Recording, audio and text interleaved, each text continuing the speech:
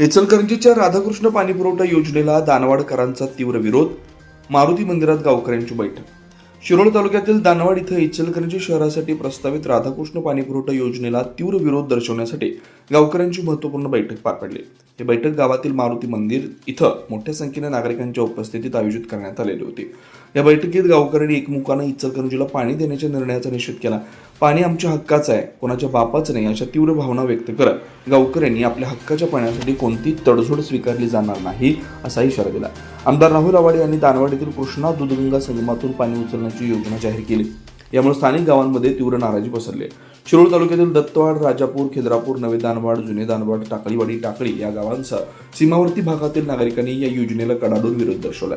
स्थानिक शेतकऱ्यांनी बैठकीत सांगितलं की या भागातील शेती पूर्णपणे कृष्णा व दूधगंगा नद्यांवर अवलंबून आहे. दरवर्षी उन्हाळ्यात नदी कोरडी पडण्याची परिस्थिती निर्माण होते.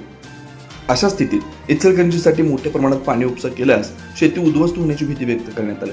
गावकऱ्यांनी पुढे सांगितलं की इचलकरंजीचा बेसुमार पाणी वापर आणि वाढती मागणी लक्षात घेता भविष्यात या भागातील लोकांना पाण्यासाठी तीव्र टंचाईचा सामना करावा लागू शकतो. परिणामी महाराष्ट्र कर्नाटक सीमावर्ती गावातील जनजीवन विस्कळीत होण्याची शक्यता आहे.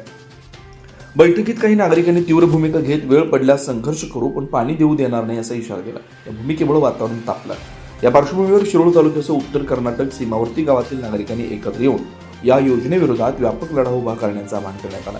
गावकऱ्यांनी प्रशासनाला इशारा देत सांगितलं की स्थानिकांच्या हिताला बाधा आणणारा कोणताही निर्णय सहन केला जाणार नाही.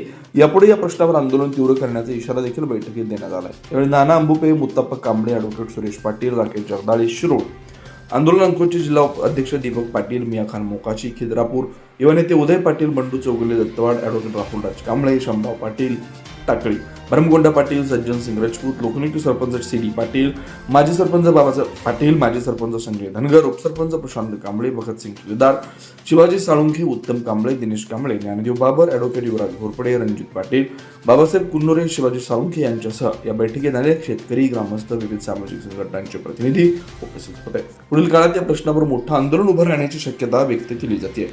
शिवार न्यूजसाठी प्रल्हाद साळुंखे.